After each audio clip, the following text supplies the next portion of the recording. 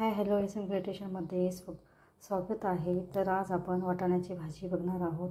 इथे मी 2 वाट्या वाटाणे रात्री गरम पाण्यात भिजू घातले होते। तर आता आपले सकाळी असे छान वाटाणे फुललेले आहेत, भिजलेले आहेत। इथे बघू शकता। तर आता हिची आपण भाजी उसळ बनवूयात। कशी इथे बघू शकता। आता आपण वाटाण्याची उसळ बनवणार आहोत। इथे मी गॅस पेटवून कढई ठेवून घेतलेली आहे। 2 चमच्याचं तेल टाकून घ्यायचं आहे। आता आपण तेल तापलं की आपण जिरे मोहरीची फोडणी करणार आहोत। तर आपण मोहरी टाकून घ्यायची अर्धा चमचा। मोहरी तडतडून झाली की आपण अर्धा चमचा जिरे टाकून घ्यायचे।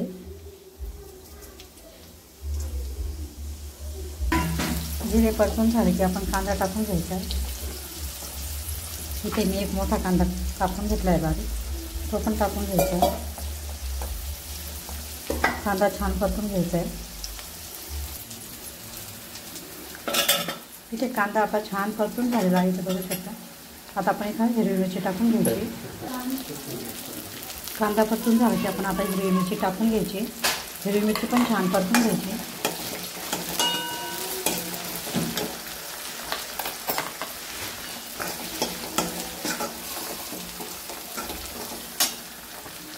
हिरवी मिरची परतून झाली की आपण थोडा कढीपत्ता पण टाकून घ्यायचा आहे। कढीपत्त्याने एक छान स्वाद येतो आपल्या कोणत्या पण मिसळला किंवा वरण।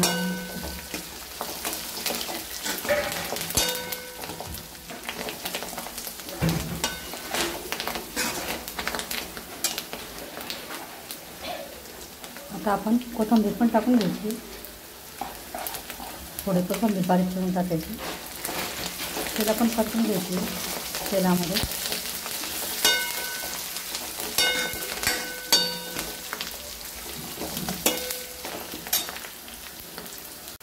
इथे बघू शकता आपली कोथिंबीर पण परतून झालेली आहे। तिथं आपण अर्धा चमचा हळद टाकून घ्यायची। हळद पण छान परतून घ्यायची। हळद पण परतून घ्यायची चांगलं। आणि आता आपण इथे अंबारी मसाला टाकणार आहोत। 1.5 चमचा अंबारी मसाला टाकून घ्यायचा आहे।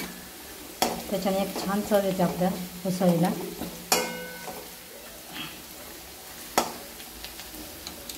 जर तुम्हाला लाल तिखट थोडं टाकायचं असलं टाकू शकता। मी ते थोडं टाकते, थोडंच टाकायचं आहे। आपण हिरवी मिरची टाकलेली असताना थोडा कलर येण्यासाठी।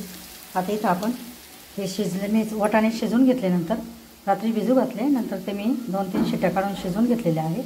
आता वाटाणे आपले असे छान शिजले आहेत बघा, नरम। आता हे आपण टाकून घ्यायचे सगळे वाटाणे, फोडणीमध्ये टाकून घ्यायचे सगळे। इथे बघू शकता आपण सगळे वाटाणा आणि त्याचं पाणी पण याच्यात टाकून दिलेलं आहे। अशी छान भाजी आपली तयार होते। अशा पद्धतीची भाजी इथे बघू शकता। स्वादानुसार मीठ टाकून घ्यायचे। मी तर 1 चमचा मीठ टाकते। मीठ टाकून घ्यायचे।